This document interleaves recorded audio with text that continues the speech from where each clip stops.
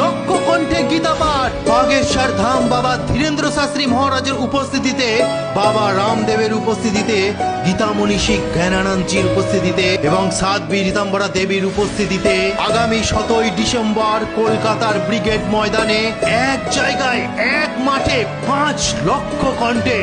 ভগবান শ্রীকৃষ্ণের গীতার বাণী উচ্চারিত হবে। এই বিশৃঙ্খলার যুগে অস্থির সময়ে একমাত্র ভগবান শ্রীকৃষ্ণের বাণী ফিরিয়ে দেবে শান্তির পথ, শক্তির পথ, ধর্মের পথ, ধর্ম রক্ষার পথ। যখন অন্যায় বেড়ে যায় তখন ধর্মই পথ দেখায়, আর এবার সেই আলোই দেখাবে কলকাতার ব্রিগেড ময়দান, যেখানে 5 লক্ষ সনাতনী হিন্দু কণ্ঠে একসাথে উচ্চারিত হবে সেই ভগবান শ্রীকৃষ্ণের বাণী, यदा यदा हि धर्मस्य ग्लानिर्भवति भारत अभ्युत्थानमधर्मस्य तदा